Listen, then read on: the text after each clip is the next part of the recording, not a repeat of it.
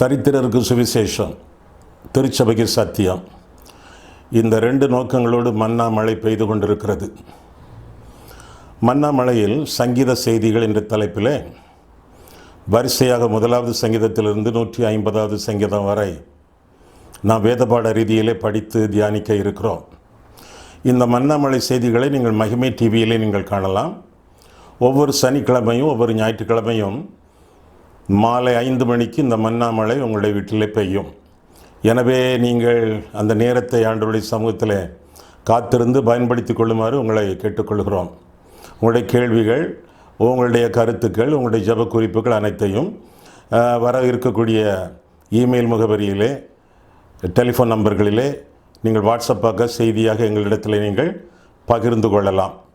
இந்த செய்திகளை நீங்கள் உங்களுடைய நண்பர்களுக்கு ஷேர் பண்ணுங்கள், பகிர்ந்தளியுங்கள். வாட்ஸ்அப் மூலமாக, ஃபேஸ்புக் மூலமாக பகிர்ந்தளித்து அவர்களுக்கும் நீங்கள் பிரயோஜனம் உள்ளவர்களாக நீங்கள் வாழுங்கள். இந்த செய்திகளை உங்கள் மத்தியிலே கொடுத்து கொண்டிருக்கும் பொழுது உங்கள் கையிலே கட்டாயமாக வேத புத்தகம் இருக்க வேண்டும். மன்னா மழை என்ற சேனல் வந்த உடனேயே உங்கள் வேதாகமத்தை உங்கள் கையிலே வைத்து அந்த செய்திகளை கொடுக்க கொடுக்க வேதத்தில் இருக்கக்கூடிய வசனங்களை நீங்கள் பாருங்கள். ஆண்டவர் உங்களை ஆசீர்வதிப்பாராக. ஆமென். மன்னா மழையில் நனைய மறுபடியும் உங்களை மனமகிழ்ச்சியுடன் வரவேற்கிறேன். சங்கீத செய்திகள் என்ற தலைப்பெடுத்து சங்கீத புஸ்தகத்திலிருந்து தொடர்பாக ஒவ்வொரு சங்கீதமாக நாம் படித்து தியானித்து வருகிறோம். இதுவரை 38 சங்கீதங்களை நாம் முடித்திருக்கிறோம். இந்த சங்கீத செய்திகளின் தொகுப்பு யூடியூப்லேயும் உண்டு. அது மட்டுமின்றி மகிமை TV.com என்ற வெப்சைட்டிலும் உண்டு. ஏதாவது சங்கீதத்தை நீங்கள் தவற விட்டிருந்தால் இந்த வெப்சைட்டிலோ அல்லது யூடியூப்பிலோ போய் நீங்கள் பார்த்து பயனடைமாறு கேட்டுக்கொள்கிறேன்.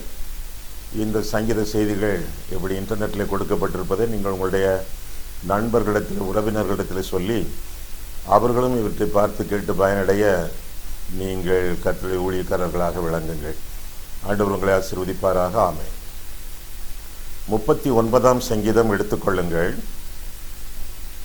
கையில் வேதம் இல்லாதவர்கள் வேத புத்தகத்தை தயவு செய்து எடுத்துக்கொள்ளுங்கள். இந்த சங்கீதத்திலிருந்து இன்றைய நாள் செய்தியை நாம் படித்து தியானிக்க இருக்கிறோம்.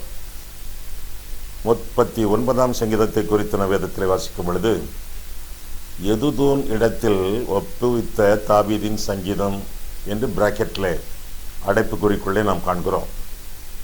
எதுதூன், இந்த மனிதன், இது ஒரு மனிதன். எதுதூன் என்பவர் ஒரு மனிதன். இவர் தாவீது பாடகர் குழுவாக நியமித்த சில பாடக தலைவர்கள், ராக தலைவர்கள், ஆசாப், ஏமான், ஏத்தான் என்று வாசிக்கிறோம். 2 நாளாகமம் 35ஆம் அதிகாரம் 15ஆம் வசனத்திலே இப்படிப்பட்ட 3 பெரும் தலைவர்கள், பாடகர் குழு தலைவர்கள், இசை வல்லுநர்கள், அவர்களிலே ஒருவர் ஏத்தான். அந்த ஏத்தான் என்ற பெயர் தான் எதுதூன் என்று இங்கே சொல்லப்பட்டிருக்கிறது. ராக தலைவன், அதாவது பாடகர் குழு தலைவன். இவர் தான் இந்த பாடல் பாடுவதற்கு பொறுப்பாளர். இதற்குரிய ராகமெல்லாம் அமைத்து ஆலயத்தில் பாடுவதற்கு ஆண்டவரால் நியமிக்கப்பட்டவர். தாவீதின் மூலமாக அந்த நியமனத்தை பெற்று ஆராதனைக்கு ஆசீர்வாதமாக விளங்கியவர். இந்த சங்கீதத்தை குறித்து பார்க்கும் பொழுது 62ஆம் சங்கீதத்தை இந்த சங்கீதத்தோடு ஒப்பிட்டு பார்த்தால் இரண்டிற்கும் பொருள் எல்லாம் ஒன்று என்பதை நாம் தெளிவாக கற்றுக்கொள்கிறோம். இந்த சங்கீதத்தை குறித்து நாம் பார்க்கும் பொழுது இது ஒரு பரதேசிகளின் பாடல் என்று சொல்லலாம், ஒரு மோட்ச பிரயாணியின் பாடல் என்று நாம் சொல்லலாம். இந்த சங்கீதத்திலே தாவீதின் அறிக்கையை பார்க்கிறோம். குறிப்பாக தாவீதினுடைய பாவ அறிக்கை பாடலாக இந்த சங்கீதம் விளங்குவதாக நாம் விதத்திலே நாம் அறிகிறோம். சேலா என்ற வார்த்தைக்கு உங்களுக்கு அர்த்தம் தெரியுமா? இதற்கு முன்பாக சில சங்கீத செய்திகளை நீங்கள் கேட்டிருந்தால் சேலா என்ற சொல்லுக்கு அர்த்தம் உங்களுக்கு நிச்சயமாக விளங்கியிருக்கும். சில வசனங்களிலே சேலா என்ற வார்த்தை அடைப்புக்குறியினுள்ளே இடம்பெறுகிறது. என்னென்ன வார்த்தைகள் அவை? 5ஆம் வசனம் பாருங்கள். 39ஆம் சங்கீதம் 5ஆம் வசனம். இதோ என் நாட்களை 4 விரற்கடைகளாக்கினீர், என் ஆயுசு உமது பார்வைக்கு இல்லாதது போல் இருக்கிறது, எந்த மனுஷனும் மாயையே என்பது நிச்சயம். சேலா. அதற்கு பின்பு 11ஆம் வசனத்தில் பார்க்கும் பொழுது, அக்கிரமத்து நிமித்தம் நீர் மனுஷனை கடிந்து கொண்டு தண்டிக்கிற போது அவன் வடிவை பொட்டரிப்பை போல் அழிய பண்ணுகிறீர், நிச்சயமாக எந்த மனுஷனும் மாயையே சேலா என்று அங்கேயும் சேலா என்ற பதம் இடம்பெறுவதாக நாம் வேதத்தில் வாசிக்கிறோம். சேலா என்ற சொல்லுக்கு என்ன அர்த்தம் என்றால், சேலா என்ற சொல் வரும் பொழுதெல்லாம் அந்த வசனத்தில் அப்படியே நிறுத்திவிட்டு அந்த வசனத்தில் சற்று நேரம் நின்று கொடுக்கப்பட்ட வசனம் அல்லது முந்திய வசனங்கள் எல்லாவற்றையும் தொகுத்து தியானிக்க வேண்டும் என்பது பொருள். சுருக்கமாக சொன்னால் நிறுத்தி தியானிக்கவும் என்பது சோலா என்ற சொல்லின் பொருளாகும். அது ஒரு தியானத்தை குறித்த ஒரு வார்த்தை. சில இடங்களிலே ஆராதனைகளிலே கைகளை உயர்த்தி தியானிப்பார்கள் சேலா என்று வந்தவுடனே. சிலர் அந்த சேலா என்ற பதத்தை பார்த்தவுடனே மீண்டுமாக வாசித்த வசனங்களை மீண்டும் ஒரு முறை சொல்வார்கள், ரிப்பீட் பண்ணுவார்கள். இன்னும் சில இடங்களில் இந்த சேலா என்ற வார்த்தை வரும் பொழுது பாடல்களை உயர்த்தி பாடுவார்கள், சில இடங்களிலே தாழ்த்தி பாடுவார்கள். சில இடங்களிலே சேலா வரும் பொழுது உடனடியாக எக்காலங்களை அவர்கள் ஊதுவார்கள். சில இடங்களிலே அமைதியாக இருந்து தியானிப்பார்கள். சேலா என்றால் எப்பொழுதும் என்ற அர்த்தம், என்றென்றைக்கும் என்ற அர்த்தம். என்றென்றைக்கும் நாம் தியானிக்கக்கூடிய வார்த்தைகள் இடம்பெற்ற சங்கீதம் என்பது இந்த சேலா என்ற வார்த்தையின் அடிப்படை விளக்கமாக நாம் அறிந்து கொள்ள வேண்டும். சரி, இந்த சங்கீதத்தை குறித்து பார்க்கும் பொழுது முதல் 5 வசனங்களிலே 11ஆம் வசனத்திலே பார்க்கும் பொழுது தாவீது பாவ அறிக்கை பண்ணும் பொழுது அவனுக்குண்டான நிச்சயத்தை குறித்து பார்க்கிறோம். எப்படி வாசிக்கிறோம்? 1ஆம் வசனம் முதல், என் நாவினால் பாவம் செய்யாதபடிக்கு நான் என் வழிகளை காத்து துன்மார்க்கன் எனக்கு முன்பாக இருக்கும் மட்டும் என் வாயை கடிவாளத்தால் அடக்கி வைப்பேன் என்றேன். நான் மௌனமாகி ஊமையனாய் இருந்தேன், நலமானதையும் பேசாமல் அமர்ந்திருந்தேன். ஆனாலும் என் துக்கம் அதிகரித்தது, என் இருதயம் எனக்குள்ளே அனல் கொண்டது. நான் தியானிக்கையில் அக்கினி மூண்டது. அப்பொழுது என் நாவினால் விண்ணப்பம் செய்தேன், கர்த்தாவே, நான் எவ்வளவாய் நிலையற்றவன் என்று உணரும்படி என் முடிவையும் என் நாட்களின் அளவு இவ்வளவு என்பதையும் எனக்கு தெரிவியும். இதோ என் நாட்களை 4 விரல் கடைகளவாக்கினீர். என் ஆயுசு உமது பார்வைக்கு இல்லாதது போல் இருக்கிறது. எந்த மனுஷனும் மாயையே என்பது நிச்சயம் சேலா என்று சொல்லி இந்த 5ஆம் வசனம் முடிகிறது. சேலா என்றால் நிறுத்தி சிந்திக்க வேண்டியது என்ன? நாவினால் பாவம் செய்த வாழ்க்கை குறித்து தாவீது முதலாவதாக அறிக்கையிடுகிறான். 1வது வசனத்திலே நம்முடைய நாவுகளை அடக்கி வாழ வேண்டும் என்று சொல்லி வேதம் நமக்கு கற்றுக் கொடுக்கிறது. நாவினால் பாவம் செய்வது நம்முடைய வாழ்க்கை முழுவதுமே அழித்துவிடும் என்று சொல்லி யாக்கோபிலே சில வசனங்களை நாம் பார்க்கிறோம். யாக்கோபு எடுத்துக்கொள்ளுங்கள். சங்கீதம் 39 உங்களுடைய விரல் இருக்கட்டும். யாக்கோபு 3ஆம் அதிகாரத்தை பார்க்கும் பொழுது 1ஆம் வசனம் முதல், என் சகோதரரே, அதிக ஆக்கினையை அடைவோம் என்று அறிந்து உங்களில் அநேகர் போதகராகாதிருப்பீர்களாக. இன்றைக்கு போதகராவதற்கு என்ன போட்டி, என்ன ரெக்கமெண்டேஷன்? மனம் திரும்பாதவர்கள், மனக்கடினம் உள்ளவர்கள், மாம்சமானவர்கள், மாய்மாலம் பண்ணுகிறவர்கள், இவர்களெல்லாம் போதகர்களாக வந்து கொண்டிருக்கக்கூடிய இந்நாட்களிலே போதகராகாதிருப்பீர்களாக என்று சொல்லி 1வது வசனத்திலே நான் வாசிக்கிறோம். ஏன் யாக்கோபு இப்படி சொல்லுகிறான் என்று சொன்னால், தொடர்ந்து நாம் எல்லாரும் அநேக விஷயங்களில் தவறுகிறோம். ஒருவன் சொல் தவறாதவனானால் அவன் பூரண புருஷனும் தன் சரீரம் முழுவதையும் கடிவாளத்தினாலே அடக்கி கொள்ளக்கூடியவனுமாய் இருக்கிறான். பாருங்கள், குதிரைகள் நமக்கு கீழ்ப்படியும்படிக்கு அவைகளின் வாய்களில் கடிவாளம் போட்டு அவைகளுடைய முழு சரீரத்தையும் திருப்பி நடத்துகிறோம். கப்பல்களையும் பாருங்கள், அவைகள் மகா பெரியவைகளாய் இருந்தாலும் கடுங்காற்றுகளால் அடிபட்டாலும் அவைகளை நடத்துகிறவன் போகும்படி யோசிக்கும் இடம் எதுவோ அவ்விடத்திற்கு நேராக மிகவும் சிறிதான சுக்கானாலே திருப்பப்படும். அப்படியே நாவானதும் சிறிய அவயவமாய் இருந்தும் பெருமையானவைகளை பேசும். பாருங்கள், சிறிய நெருப்பு எவ்வளவு பெரிய காட்டை கொளுத்தி விடுகிறது. நாவும் நெருப்புத்தான்.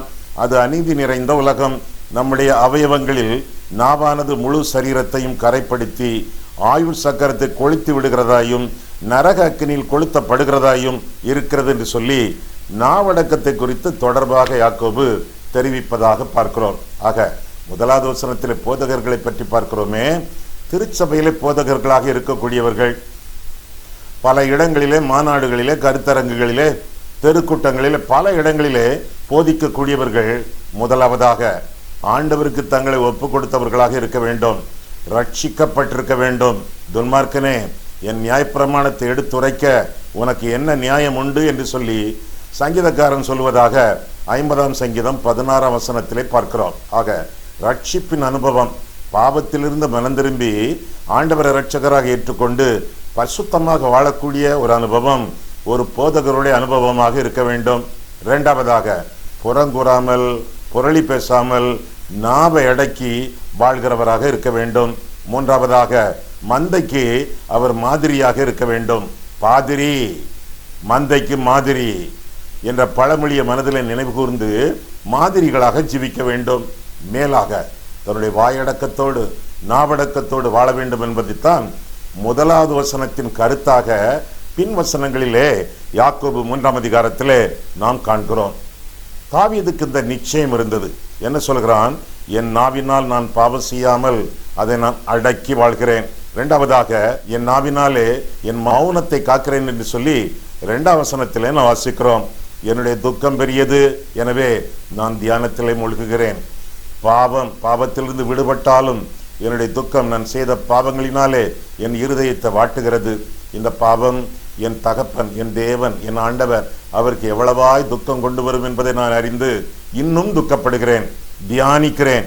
3வது வசனத்திலே என் நாவினாலே விண்ணப்பம் பண்ணுகிறேன் என்று சொல்லியும் சங்கீதக்காரன் அறிவிப்பதாக இந்த சங்கீதத்திலே நான் பார்க்கிறோம்.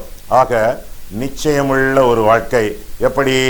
நாவினால் பாவம் செய்யாத வாழ்க்கை, நாவை அடக்கி வாழக்கூடிய வாழ்க்கை, நாவினாலே விண்ணப்பம் செய்யக்கூடிய வாழ்க்கை. இந்த வாழ்க்கைக்கு தன்னுடைய நாவை ஒப்பு கொடுத்து வாழக்கூடியவன் தாவீது என்று சொல்லி வேதத்திலே நாம் தெளிவாக வாசிக்கிறோம். நாவை அடக்காமல் வாழ்ந்து கொண்டிருந்தால் அது நம்முடைய வாழ்க்கைக்கே, நம்முடைய ஆயுசுக்கே அது ஆபத்து என்று சொல்லி 120ஆம் சங்கீதத்திலும் பார்க்கிறோம். 120ஆம் சங்கீதம் பாருங்கள், 2ஆம் வசனம் முதல். கர்த்தாவே, பொய் உதடுகளுக்கும் கபட நாவுக்கும் என் ஆத்துமாவை தப்புவியும். கபட நாவே, உனக்கு என்ன கிடைக்கும்? உனக்கு என்ன செய்யப்படும்? பலவானுடைய கூர்மையான அம்புகளும் சூறைச் செடிகளை எரிக்கும் தழலுமே கிடைக்கும் என்று சொல்லி நாவு வாழ்க்கையிலே ஆபத்தை கொண்டு வரும். எனவே நாவை காத்துக்கொண்டு நாவை அடக்கி நாவினால் விண்ணப்பம் பண்ணி வாழக்கூடிய வாழ்க்கை நம்முடைய வாழ்க்கையாக இருக்க வேண்டும். இன்னும் 4ஆம் வசனத்தில் பார்க்கும் பொழுது நம்முடைய வாழ்க்கை நிலையற்ற வாழ்க்கையாகவும் 12ஆம் வசனத்திலே நிலைவரம் இல்லாத வாழ்க்கையாகவும் இந்த நாவடக்கமின்மை கொண்டு வந்துவிடும். எனவே நிலையான வாழ்க்கை வாழவும், நாட்கள் நீடித்த நாட்கள் நாம் ஜீவிக்கவும், நிச்சயமான எதிர்பார்ப்போடு இந்த உலகத்தில் நாம் ஜீவிக்கவும் நாவடக்கம் அவசியம். இன்னும் 7ஆம் வசனத்திலே பார்க்கும் பொழுது, இப்போதும் ஆண்டவரே நான் எதற்கு எதிர்பார்த்திருக்கிறேன், நீரே என் நம்பிக்கை என்று சொல்லி சங்கீதக்காரன் அறிவிக்கிறான். ஆக தன்னுடைய நம்பிக்கையான ஒரு வாழ்க்கை, நிச்சயமான வாழ்க்கை, ஆண்டவரை எதிர்பார்த்து வாழக்கூடிய வாழ்க்கை. கர்த்தர் மேல் நம்பிக்கையாய் இருக்கிறேன் என்று சொல்வதை விட கர்த்தர் என் நம்பிக்கை என்று சொல்லி 7ஆம் வசனம் சொல்லுகிறது. நீதிமொழிகள் 3ஆம் அதிகாரம் 26ஆம் வசனமும் அறிவிக்கிறது. கர்த்தர் என் நம்பிக்கை அப்படின்னு என்ன அர்த்தம்? கர்த்தர்னு சொன்ன உடனேயே இருதயத்தில் நம்பிக்கை பொங்குகிறது, இருதயத்தில் விசுவாசம் பொங்குகிறது. சரி, முதலாவதாக நிச்சயம். இரண்டாவதாக பார்க்கும் பொழுது நிந்தனையான வாழ்க்கை குறித்து சங்கீதக்காரன் அறிவிக்கிறான். அவனுக்கு நேரிடுகிற சில நிந்தனைகளை குறித்தும் 8ஆம் வசனம் 12, 13 வசனங்களிலே அவன் அறிவிப்பதாக நாம் பார்க்கிறோம். 8ஆம் வசனம் பாருங்கள். என் மீறுதல்கள் எல்லாவற்றிலும் இருந்து என்னை விடுதலையாக்கும், மூடருடைய நிந்தனைக்கு என்னை ஒப்புக்கொடாதேயும் என்று சொல்லி சங்கீதக்காரன் ஜெபிக்கிறான். அது மட்டுமல்ல, தொடர்ந்து நாம் பார்க்கும் பொழுது இந்த சங்கீதத்திலே இந்த நிந்தனை குறித்து அவன் பட்டியலிடும் பொழுது 12, 13 வசனங்களிலே நாம் பார்க்கிறோம். கர்த்தாவே, என் ஜெபத்தை கேட்டு என் கூப்பிடுதலுக்கு செவி கொடும், என் கண்ணீருக்கு மௌனமாய் இராதேயும். என் பிதாக்கள் எல்லாரையும் போல நானும் உமக்கு முன்பாக அந்நியனும் பரதேசியுமாய் இருக்கிறேன். நான் இனி இராமற் போகும் முன்னே தேறுதலையும்படி என்னிடத்தில் பொறுமையாயிரும் என்று சொல்வதாக வேதத்திலே வாசிக்கிறோம். ஆக தாவீதினுடைய வாழ்க்கையிலே நிச்சயம், கர்த்தர் மேல் பற்றுறுதி, நம்பிக்கை, விசுவாசம் எல்லாம் இருந்தாலும் அவனுடைய வாழ்க்கையிலே சில நிந்தனைகள் காணப்பட்டன. அந்த நிந்தனைகளை பற்றி பார்க்கும் பொழுது 8ஆம் வசனத்திலே பாவ அறிக்கை, அதே வசனத்திலே மூடர் நிந்தனை, இந்த 2 காரியங்களையும் 8ஆம் வசனத்திலே நாம் பார்க்கிறோம். 8ஆம் வசனம் பாருங்கள். என் மீறுதல்கள் எல்லாவற்றிலும் இருந்து என்னை விடுதலையாக்கும். மூடருடைய நிந்தனைக்கு என்னை ஒப்புக்கொடாதிரும். முதலாவதாக தன்னுடைய பாவத்தை அறிக்கை செய்கிறார், அதனாலே வரக்கூடிய நிந்தனை. இரண்டாவதாக மூடர்கள் அவனை தூஷிப்பது, அந்த நிந்தனையையும் அறிவிப்பதாக நாம் பார்க்கிறோம். அதை முன்னிட்டு தேவ சமூகத்திலே மௌனமாயிருந்து தன்னுடைய வாழ்க்கை ஆராய்ந்து பார்ப்பதாக 12ஆம் வசனத்திலே நாம் பார்க்கிறோம்.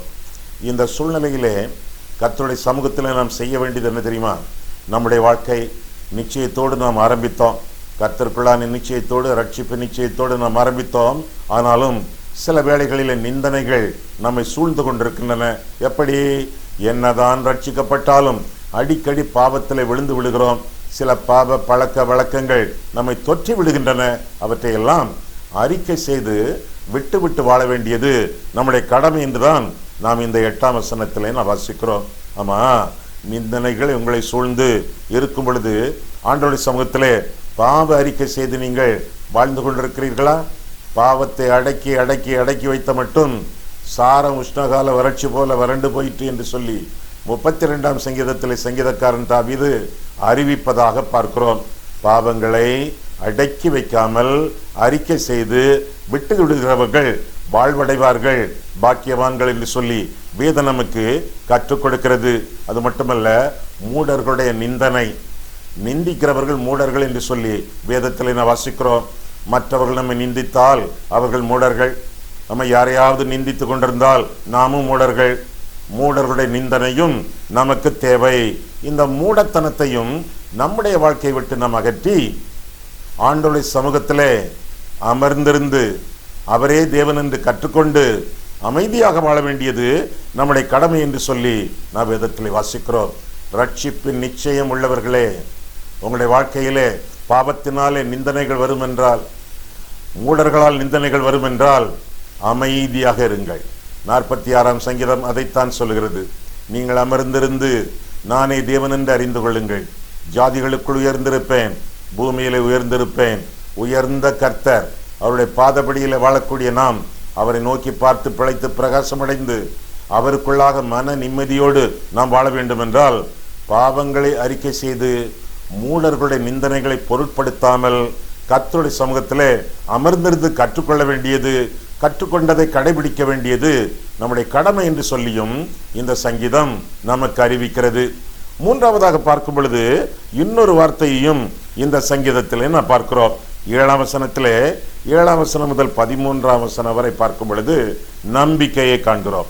7ஆம் வசனம் மீண்டும், இப்போதும் ஆண்டவரே நான் எதற்கு எதிர்பார்த்திருக்கிறேன்? நீரே என் நம்பிக்கை.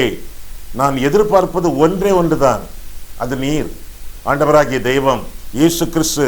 நீர் மட்டுமே என்னுடைய நம்பிக்கை என்பதனாலே எதை குறித்தும் நான் கவலைப்படாமல் உம்மையே நான் நோக்கி பார்த்து வாழ்கிறேன் என்று சொல்லி சங்கீதக்காரன் இறுதியிலே விளக்குவதாக நாம் பார்க்கிறோம். எந்த ஒரு கெட்ட சூழ்நிலை, எந்த ஒரு கெட்ட தோழர்கள் அல்லது விரோதிகள் அல்லது வியாதிகள் ஏது வந்தாலும் சரி, கர்த்தர் என் நம்பிக்கை. என்னுடைய எலும்பு, நரம்பு, மாம்சம், இரத்தம், என்னுடைய வருங்காலம், என்னுடைய வருமானம், என்னுடைய மனைவி, என்னுடைய கணவன், என்னுடைய பிள்ளைகள், எனக்குண்டான எல்லாம் ஆண்டவருக்கு சொந்தம். அவற்றையெல்லாம் என்னுடைய வாழ்க்கையில அனுபவிக்க, பயன்படுத்த ஆண்டவர் இரவலாக தந்திருக்கிறார். அவையெல்லாம் ஆண்டவருக்கு உரிமையானவை, உரிமையானவர்கள். எனவே அவர்களை எல்லாம், அவற்றையெல்லாம் ஆண்டவருடைய கரங்களிலே ஒப்பு கொடுத்து ஆண்டவருடைய சமூகத்திலே மௌனமாக அமைதியாக வாழ வேண்டியது நம்முடைய கடமை. காரணம், கர்த்தர் என்னுடைய நம்பிக்கை. இந்த நம்பிக்கையினாலே நமக்கு விளையக்கூடிய நன்மைகள் யாவை என்று சொல்லி பார்க்கும் பொழுது 8ஆம் வசனத்திலே மன்னிப்பு, பாவ மன்னிப்பு நமக்கு கிடைக்கிறது. ஆண்டவரை நம்பி அவரை இரட்சகராக ஏற்றுக்கொள்ளும் பொழுது பாவ மன்னிப்பு நமக்கு கிடைக்கிறது. சிலுவையிலே ஆண்டவர் நமக்கு வேண்டிய ரட்சிப்பை முடித்து வைத்தார். நம்முடைய பாவங்களை எல்லாம் அன்றைக்கே இயேசு கிறிஸ்து சிலுவையிலே மன்னித்து விட்டார். அந்த மன்னிப்பு உங்களுக்கு சொந்தமாக கிடைத்திருக்கிறதா? பரிசுத்த ஆவியானவர் அந்த மன்னிப்பை உங்களுக்கு சொந்தமாக்கி தந்திருக்கிறாரா? ஒரு விபரம் என்னவென்றால், கிறிஸ்துவுக்குள் தேவன் அருளும் மன்னிப்பு எல்லாருக்கும் பொதுவானது, ஆனால் எல்லாருக்கும் பொருந்தாது. பிதாவே இவர்களுக்கு மன்னியும், தாங்கள் செய்கிறது என்னதென்று அறியாது இருக்கிறார்களே என்று ஆண்டவர் சொன்னார். மனம் திரும்பிய கள்ளனுக்கு அது பொருந்தியது.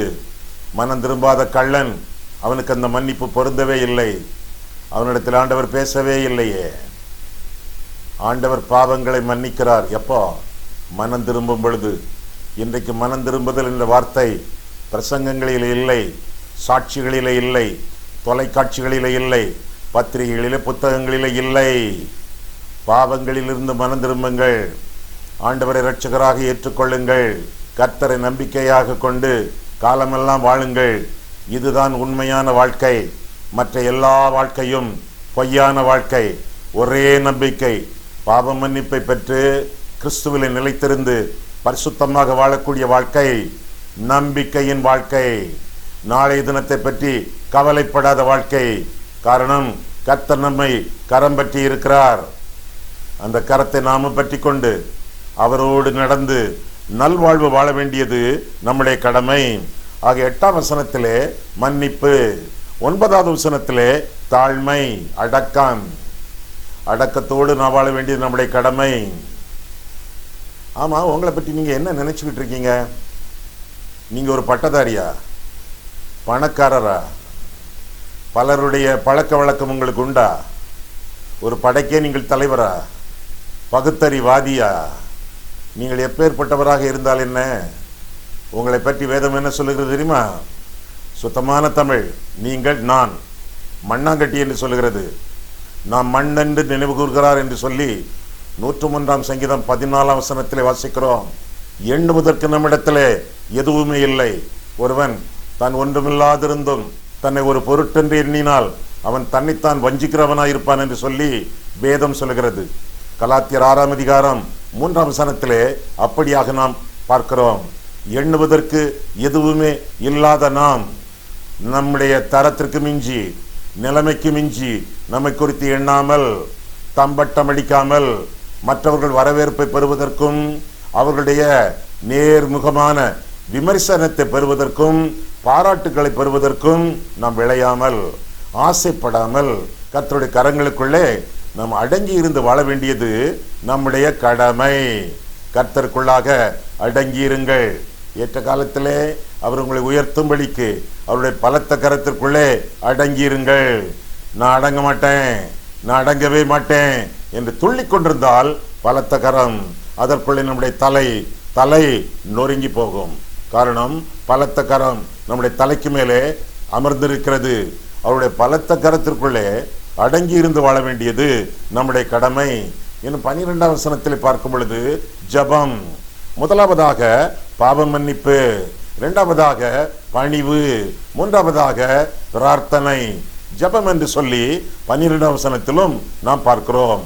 என்னென்ன ஜபம், எப்படிப்பட்ட ஜபத்தை சங்கீதக்காரன் ஏறெடுக்கிறான் என்று சொல்லி நாம் வேதத்திலே பார்த்தால், கர்த்தாவே, 12ஆம் வசனம் முதல், கர்த்தாவே என் ஜபத்தை கேட்டு என் கூப்பிடுதலுக்கு செவி கொடும், என் கண்ணீருக்கு மௌனமாய் இராதேயும், என் பிதாக்கள் எல்லாரையும் போல நானும் உமக்கு முன்பாக அந்நியனும் பரதேசியுமாய் இருக்கிறேன். நான் இனி இராமற் போகும் முன்னே தேறுதல் அடையும்படி என்னிடத்தில் பொறுமையாயிரும். என் வாழ்க்கையின் இறுதி மட்டும் நான் அமைதியாய் இருக்கத்தக்கதாக ஆவன செய்யும், என்னை காத்துக்கொள்ளும் என்று சொல்லி தாவீது விண்ணப்பிப்பதாக நான் வேதத்திலே வாசிக்கிறோம். ஒவ்வொரு விசுவாசிக்கும், ஆண்டவருக்கு ஒப்பு கொடுத்த ஒவ்வொரு நபருக்கும் கிறிஸ்துவிலே நம்பிக்கை உண்டு. ஏனென்றால் அவரே அவர்களுடைய எதிர்காலம், அவரே அவர்களுடைய ஜீவனுள்ள நம்பிக்கை. எனவே வாழ்க்கையிலே சோர்ந்து போக வேண்டாம். இவ்வளவுதானா வாழ்க்கை என்று சொல்லி உங்களுடைய வாழ்க்கையை முடித்து கொள்ள வேண்டாம். ஆண்டவரை விட்டு விலகிவிட வேண்டாம். உங்களிடத்தில் ஆண்டவர் இன்னும் காரியங்களை முடிக்கவில்லை. உங்கள் மூலமாக ஆண்டவர் இன்னும் பெரிய காரியங்களை, பல காரியங்களை செய்ய போகிறார். இன்னும் உயிரோடு நீங்கள் இருக்கிறீர்கள் என்றால் ஆண்டவர் உங்களை நம்புகிறார். உங்கள் மூலமாக தாம் இன்னும் அதிக மகிமை, அதிக மகிழ்ச்சி அடைய விரும்புகிறார். நீங்கள் உயிரோடு இருக்கிறீர்கள் என்றால் கர்த்தர் உங்களை இன்னும் நம்புகிறார் என்பது பொருளாகும். உங்கள் மேல் நம்பிக்கை வைத்திருக்கிற ஆண்டவரை நீங்கள் நம்ப வேண்டாமா? அவர் மேல் நம்பிக்கை வைத்து உங்களுக்கு தேவையான காரியங்களை ஆண்டவருடைய சமூகத்தில் சொல்லி விண்ணப்பங்களை ஏறிடுங்கள். தாவீதின் விண்ணப்பங்கள் என்ன? முதலாவதாக 12ஆம் வசனத்திலே செவி கொடும். அடுத்தவர் போல அதே வசனத்திலே பொறுமையாயிரும். 2 காரியங்களை தாவீது விண்ணப்பிப்பதாக நாம் வேதத்திலே வாசிக்கிறோம். ஆண்டவர் செவி கொடுக்கிறார். நம்முடைய சொற்கள், நம்முடைய ஜெபத்தின் வார்த்தைகள் நம்முடைய நாவிலே பரவாதற்கு முன்பே ஆண்டவர் அவற்றை அறிந்திருக்கிறார். செவி கொடுக்கக்கூடிய தெய்வம், அது மட்டுமல்ல பொறுமையா இருக்கக்கூடிய தெய்வம். ஒவ்வொரு ஜெபத்திற்கும் ஆண்டவர் பலன் கொடுக்கிறார். எனவே கர்த்தரிடத்தில் விவாதிக்க வேண்டாம், கர்த்தருக்கு எதிர்த்து நிற்க வேண்டாம், கலகம் பண்ண வேண்டாம், விரோதத்தை காட்ட வேண்டாம், முறுமுறுக்க வேண்டாம். அது மட்டுமின்றி ஆண்டவரிடத்தில் சாக்கு போக்குகள் சொல்லி ஒதுங்கி விட வேண்டாம். இதெல்லாம் என்னால் முடியாது என்று சொல்லி நீங்கள் ஆண்டவரை விட்டு நீங்கிவிட வேண்டாம். ஏனென்றால் ஜீவனுள்ள நம்பிக்கையை ஆண்டவர் உங்களுக்கு தந்திருக்கிறார். அந்த நம்பிக்கை திருமறையின் அடிப்படையில் ஆனது. ஆண்டவருடைய வசனத்தை நீங்கள் படிக்க படிக்க, தியானிக்க தியானிக்க அந்த நம்பிக்கை ஆற்று வெள்ளம் போல கரை புரண்டு உங்களுடைய இருதயத்திலே ஓடும். எனவே நம்பிக்கையின் தெய்வம் நமக்கு நம்பிக்கை தரக்கூடியவர். அவரை பற்றி பிடித்து அவருக்காக வாழ வேண்டியது உங்களுடைய கடமையாகும். ஆண்டவரே, என்னுடைய வாழ்க்கை தொடர்ந்து உங்களுடைய நாமத்தின் மகிமைக்காகவும் உங்களுடைய இருதயத்தின் சந்தோஷத்துக்காகவும் விளங்குவதாக என்று சொல்லி மீண்டும் ஒரு முறை ஆண்டவருக்கு உங்களுடைய வாழ்க்கையை அர்ப்பணியுங்கள்.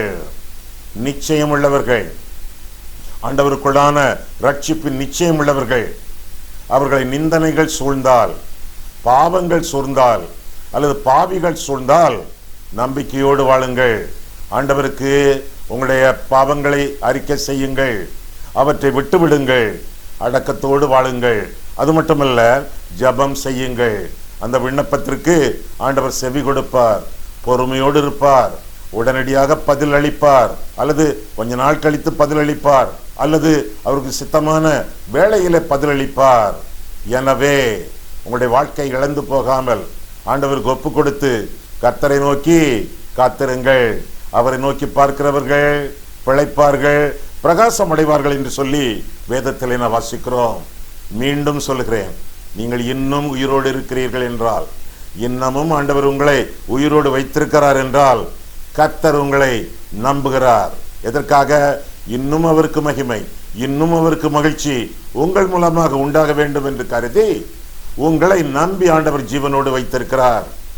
அவருடைய நம்பிக்கையின் பாத்திரமாக, அவருடைய அன்புக்கு பாத்திரவான்களாக நடந்து கொண்ட கர்த்தாவே, நான் உம்மை நம்புகிறேன், நம்பி என்னுடைய வாழ்க்கையை மீண்டும் உமக்கு கையளிக்கிறேன் என்று சொல்லி ஆண்டவருக்கு ஒப்பு கொடுத்து வாழ்ந்தால் உங்களுடைய வாழ்க்கை அவருக்கு ஆனந்தத்தையும் உங்களுக்கு ஆசீர்வாதத்தையும் கொண்டு வரும்.